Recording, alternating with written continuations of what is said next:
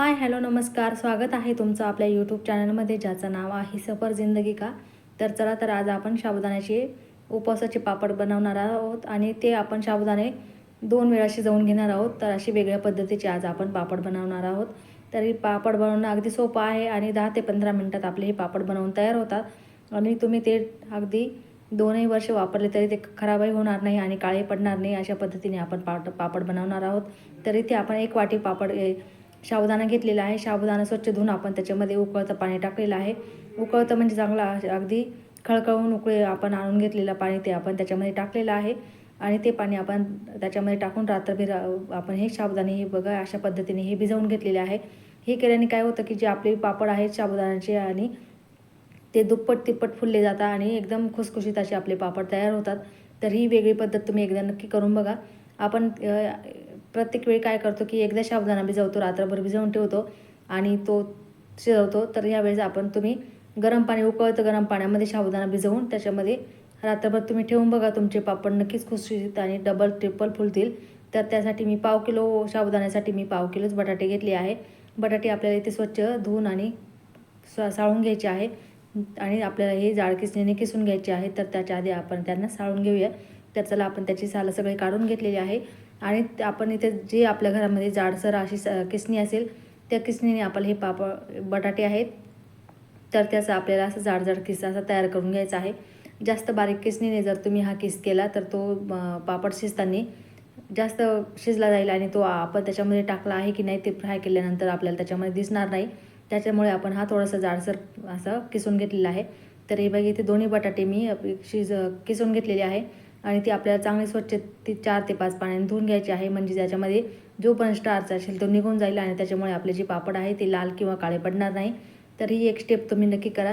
जर आपण बटाटे धुताना जर कमी पाण्याचा वापर केला तर त्याच्यामध्ये जो स्टार असतो तसंच राहतो. त्याच्यामुळे आपले जे पापड आहे काही दिवसानंतर ते काळे पडतात. आपले बटाटे आता इथे स्वच्छ धुवून ठेवलेले आहेत आपण. तर चला आता आपण साबुदाणे शिजवून घेऊया. साबुदाणे शिजवण्यासाठी आपण इथे अगोदर 1.5 वाटी पाणी टाकणार आहोत.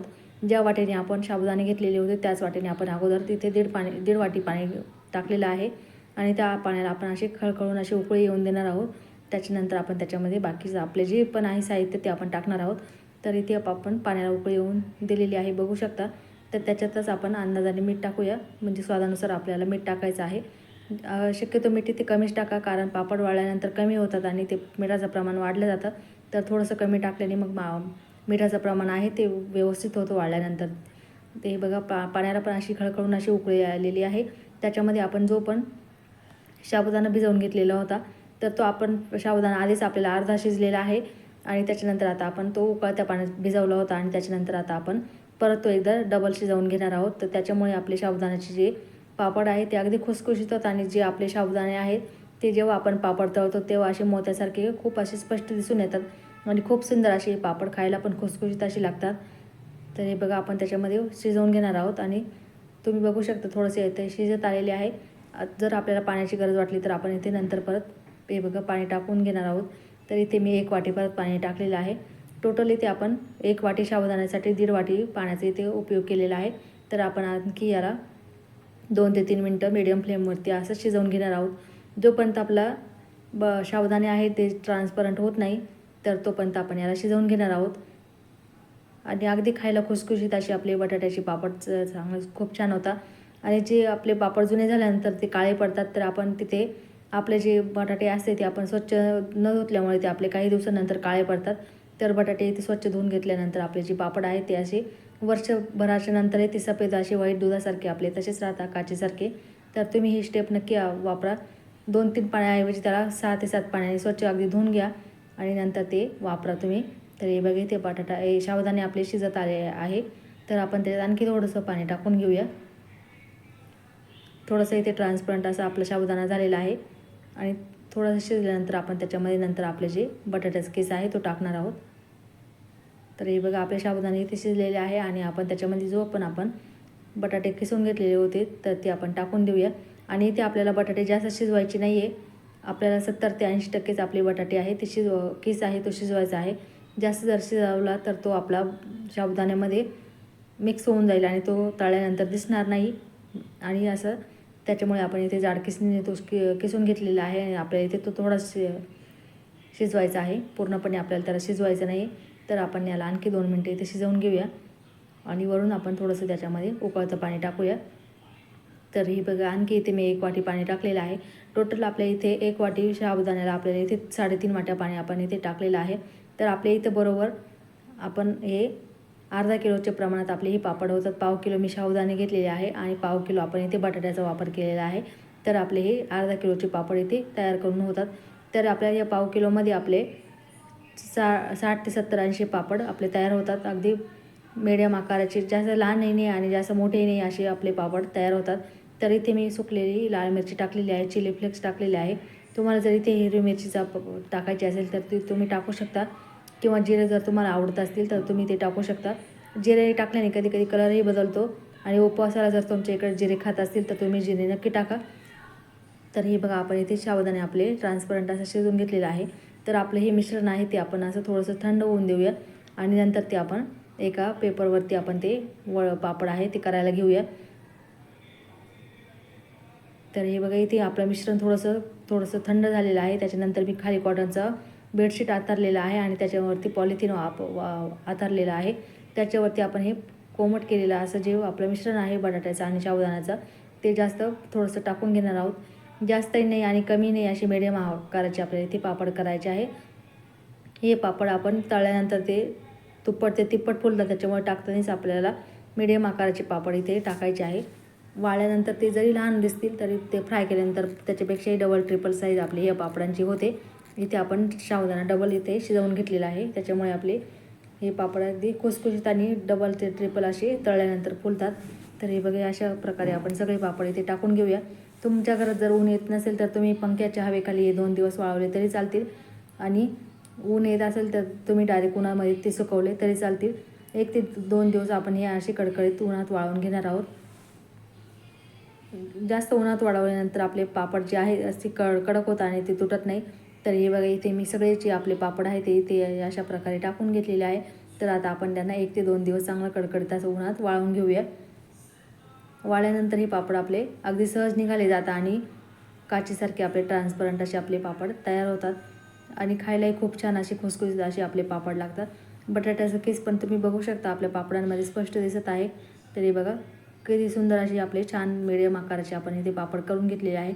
चला तर मग आता याला आपण चांगलं सुकून देऊया आणि नंतर मी तुम्हाला ते फ्राय करून पण दाखवलेले आहे.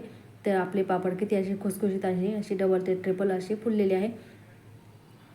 तर हे बघा आपले पापड सुकल्यानंतर असे या प्रकारचे झालेले आहे. तर तुम्ही बघू शकता अगदी काचेसारखेच आपले ट्रान्सपरंट आपले पापड झालेले आहेत. तर आपले हे ते बघा साबुदाणे जरी तुम्हाला आता इथे दिसत नसले तर फ्राय केल्यानंतर ते अगदी मोत्यासारखे फुलून वरती येतात.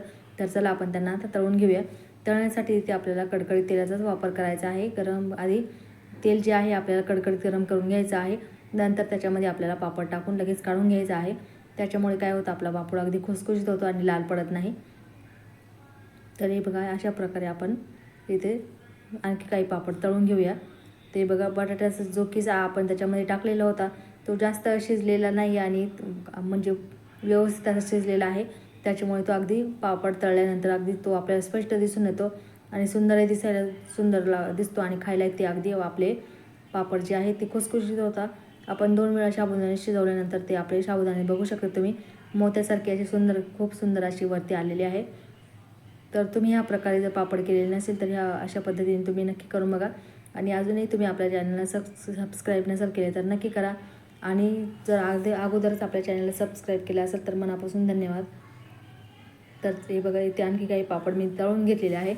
खुसखुशीत असे हे पापड तुम्ही तळून पॉलिथिनमध्ये जर ठेवले तर ते भरपूर दिवस असे कुरकुरीत क्रिस्पी असे आपले पापड राहतात. सुकल्यानंतर हे पापड तुम्ही पॉलिथिनच्या बॅगमध्ये घालून हवाबंद डब्यामध्ये ते 1 ते 2 वर्ष तुम्ही साठवून ठेवू शकता आणि वर्षातून त्याला 1 ते 2 वेळा ऊन दाखवू शकता 10 ते 15 मिनिटांसाठी. तर आपले हे पापड अगदी व्यवस्थित आपण अजिबात खराब होत नाही आणि कडक असे अजिबात ते आपले पापड जे आहेत तुटत नाही. व्यवस्थित असे ते कडक पापड असे तयार होतात. ते बघा आपण आणखी इथे काही पापड तळून घेतलेले आहे. तर मी तुम्हाला ते किती खुसखुशीत झालेले आहेत ते पण पापड मी तुम्हाला दाखवलेले आहेत. तुम्हाला जर इथे हिरवी मिरची टाकायची असेल तर तुम्ही टाकू शकता किंवा कोथिंबीरचा वापर जर तुम्ही करत असाल तर कोथिंबीर टाकली तर तुम्ही तरी तेही चालेल. तर हे बघा इथे आपण सगळे पापड जे आहे आपण ते तळून घेतलेले आहे. आणि हे बघा बटाट्याचं किस आणि आपले साबुदाणे जे आहे ते अगदी स्पष्ट ते दिसत आहे.